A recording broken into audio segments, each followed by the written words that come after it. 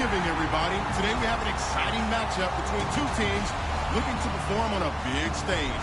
It's the Steelers going up against the Cowboys. With that, let's hand it over to Brandon Godden and Charles Davis. They've got the call of this Week 12 matchup. We are sandwiched between Fort Worth and Dallas, Texas, and Arlington at the luxurious AT&T Stadium. Today, our coverage kicks off with a good one here between the Pittsburgh Steelers and the Dallas Cowboys. For conventional football 101 tells us if you don't get it back to the 20-yard line on a kickoff return, that's a disappointment. But some of these teams, special teams coaches, with approval by the head coach, they give them full authority to go ahead and bring it out and try to be aggressive. Almost what we call the green light, red light theory. Green light means go, red light means stop.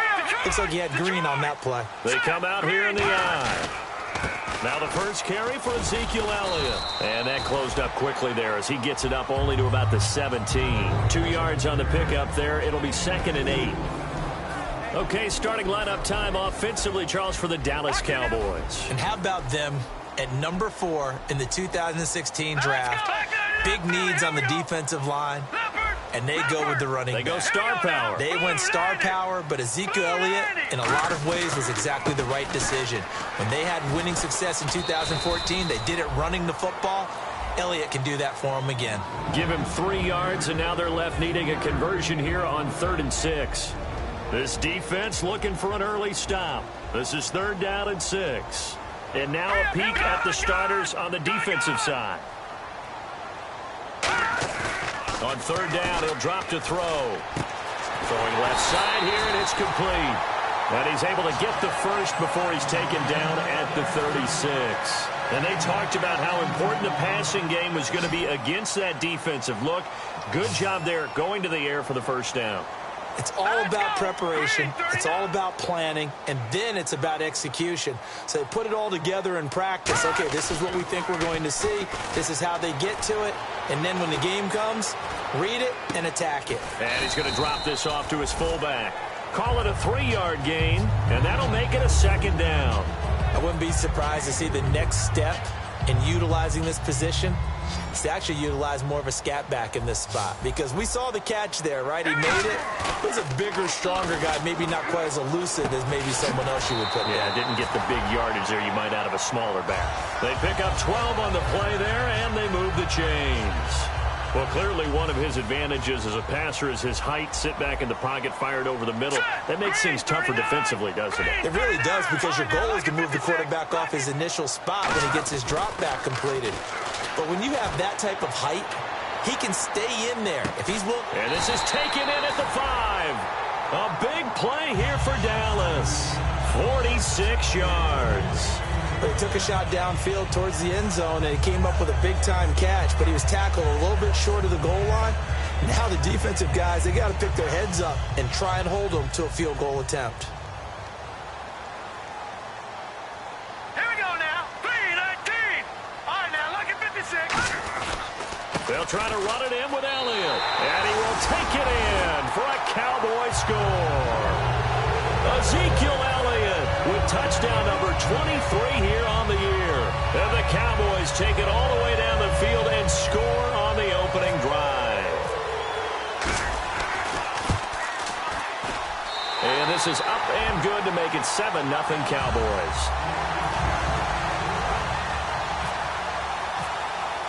The kick team out there for the Cowboys as they run up to send this one away. That's fielded in the end zone. And he'll take this up past the 20 and down at the 22-yard line.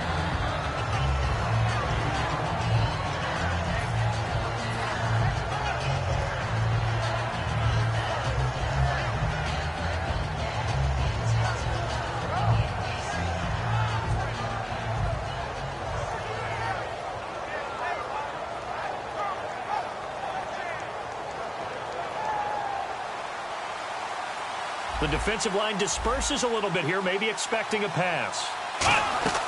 Now a play fake here on 1st down. Nowhere to escape, and he goes down. Jamarcus Lawrence in there to drop him for his 11th sack of the year.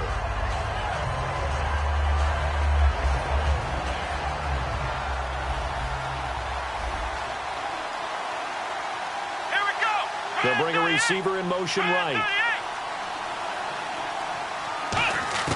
A second down throw for Prescott. Over the middle here to Coates. And able to break one tackle, but then quickly brought down. But a nice little gain. Give him 8 on the play, and that's going to lead to a 3rd and 12. When you see zone defense and you know you got a drag route on as your primary call, you got to be really careful as a passer about how far you let your guy go because he might wander into some tough coverage. They give him 13 yards there on the play and a fresh set of downs. And there they went crossing route against the zone defense. What do you think of that? Takes real coordination between the passer and the receiver because you've got to read those zones and where the open spots are and be on the same page with the guy throwing the football.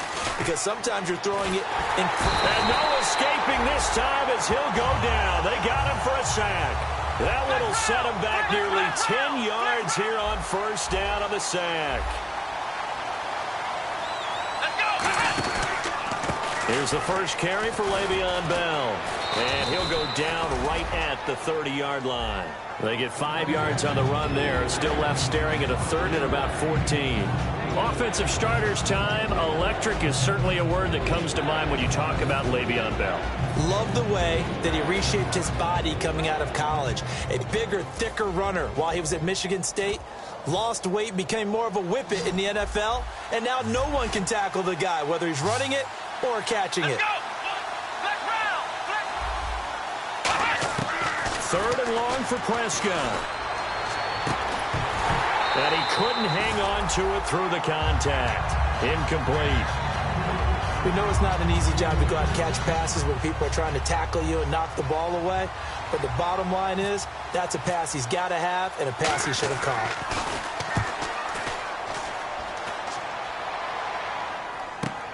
Taking it about the 16.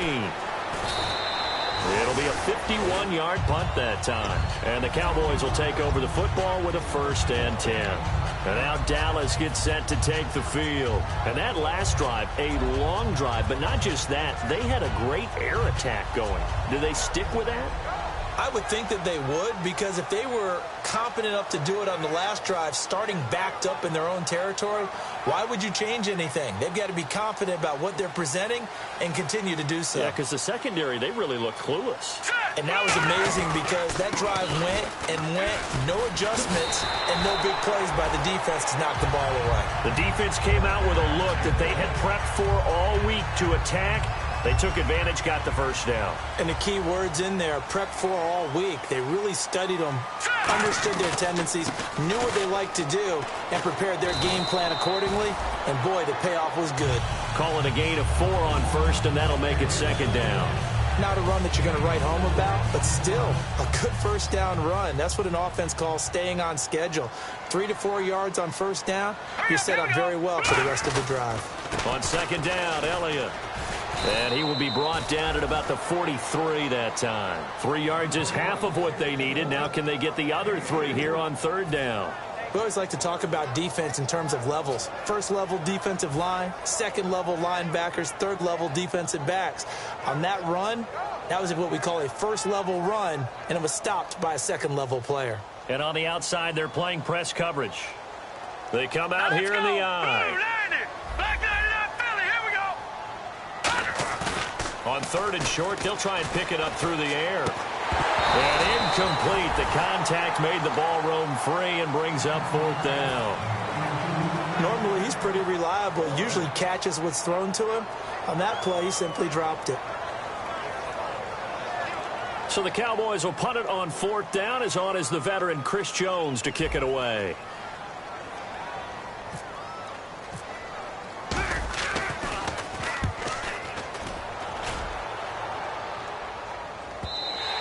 And this is going to hit the goal line and continue on into the end zone for a touchback. And Pittsburgh getting set to take the field. And they'll be looking to avoid what happened last time, which is punting the football. But when you look at how teams play the game, that complementary football comes into play. How do I take care of my defense? How do I take care of my offense? Well, the defense is taking care of them in a lot of ways. Now it's time for the offense to jump things up and help their defense out. Give them a little bit of rest. Yeah, it's time for them to give them a rest. Took the words right out of my mouth. And some changes here as the D-line separates some. Here we go. 1, Prescott now on second down. And incomplete there. A nice hit. Jars the ball free and brings up third down. Oh, man, for him to be that wide open and drop it. Sometimes you have just too much time on your hands, right? You end up thinking way too much, and your hands get shaky. And yes, he's a tight end, but that's a catch he should have made. Wide open receiver complete. And he's brought down, but not before getting across midfield to the 45. Back with Charles Davis, Brandon Gaudin. It's Steeler football to begin quarter number 2. And they're on the move here. They've got it 1st and 10.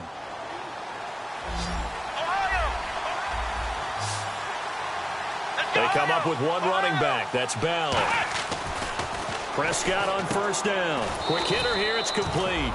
Give him a couple on the catch. It's 2nd and 8. The goal of a wide receiver screen is get enough blockers in front to create a wall and let him pick his spot to run the football. How about the defense there, swarming to it and not allowing that to happen? Did not let him get downfield.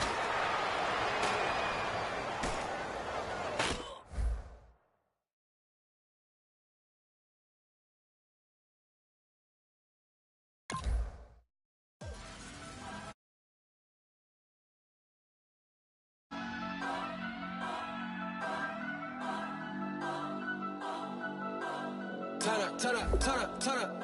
I'm breaking in. I'm at the pearly gates, but they won't let it in. I told the devil, I said, I ain't trying to sin.